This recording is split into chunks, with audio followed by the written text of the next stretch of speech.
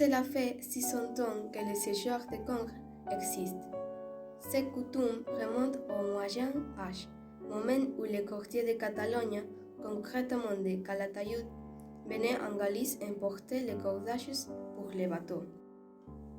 Les habitants du village de Mouchia leur donnaient en échange du congre, un poisson très apprécié par la noblesse à cette époque-là. Mais comme il s'agissait d'un produit frais, il risquait de se gâcher pendant le transport. C'est ainsi que l'idée de ce soir de congre est née, pour faire arriver les poissons en bonnes conditions à Calatayud. Les premières factories se sont mises en place dans le sud de la Galice, aux Rias Baixas.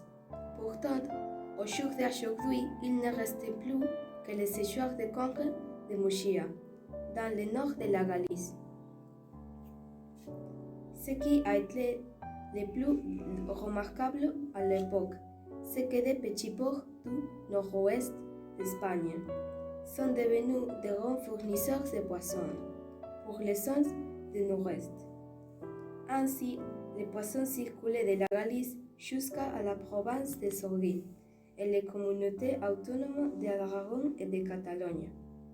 Aujourd'hui, 80% des bruits est envoyé à Calatayud, l'endroit qui est à l'origine de cette tradition et le seul à la conserver encore. L'apparition de l'industrialisation et l'amélioration des communications a entraîné le déclin de l'affaire des séchoirs de congre.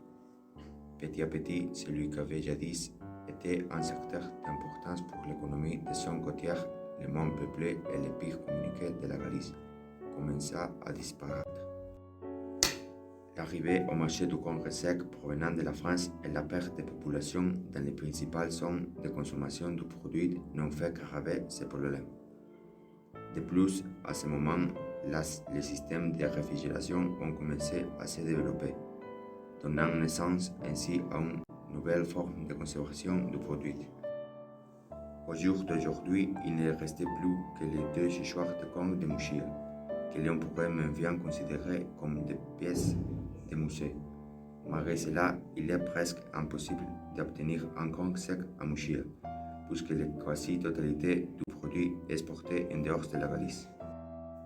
Les deux séchoirs qui restent sont placés, comme on peut le voir sur la carte, l'un à la rue Virge d'Abarca, orienté vers le nord, étant celle-ci l'orientation idéale puisque le vent du nord-ouest favorise le séchage.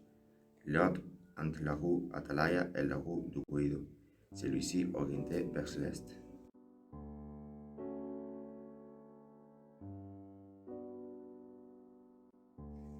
Le congre est un poisson de migra qui a encore très allongé gris bleu foncé. Sa taille peut atteindre les 2,5 mètres et son poids peut aller jusqu'à 30 kg. Le congre se rencontrait de préférence sur les fonds rocheux et sableux, là où il peut facilement se cacher. Voici le processus de préparation du congre avant séchage. D'abord, on retire le viseur, puis on ouvre sa tête, ce que l'on connaît en espagnol comme esmunifado. Ensuite, on ouvre le dos et on rince tout à l'eau de mer pour bien enlever le reste de sang.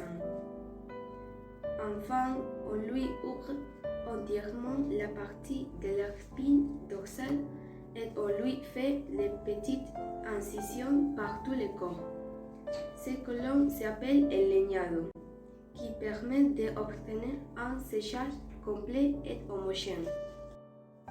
Puis, pour pondre le congre, on utilise le bambou puisqu'il s'agit d'un poids rigide mais à la fois flexible, ce qui permet de bien supporter le poids de chaque pièce. Au séchage, le congre perd 70% d'eau et les 3 parties du produit deviennent des protéines. Dans la cuisine espagnole, on le trouve surtout en ragoût. La recette la plus célèbre est le congre à la napolitaine.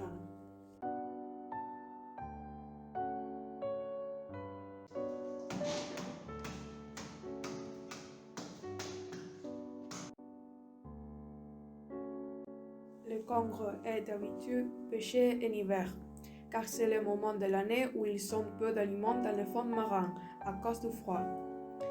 Comme il s'agit d'un poisson vorace et que de plus, il est généralement très curieux, il devient vulnérable et facile à être pêché à ce moment.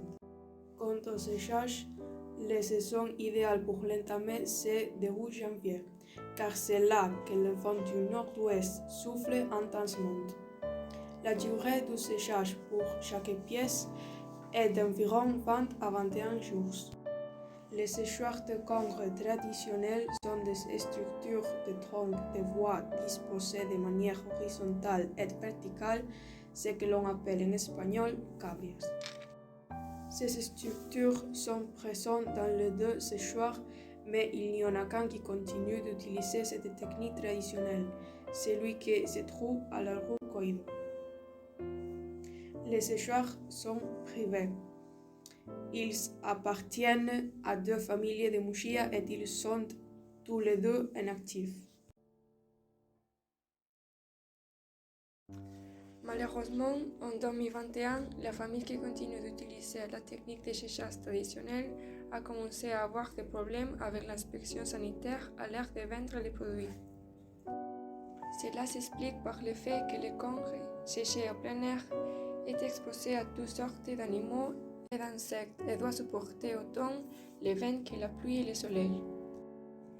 Même si les pièces sont nettoyées suite à un processus de séchage, cette affaire est en train de devenir un défi pour cette petite famille de Muxía qui se bat pour que la tradition ne se termine pas.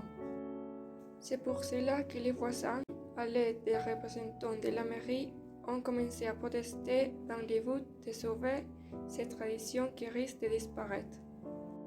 L'autre ce soir, de sa part, il compte déjà avec une salle de séchage à l'intérieur puisqu'il travaille avec des techniques modernes au point même de vendre les produits sur Internet.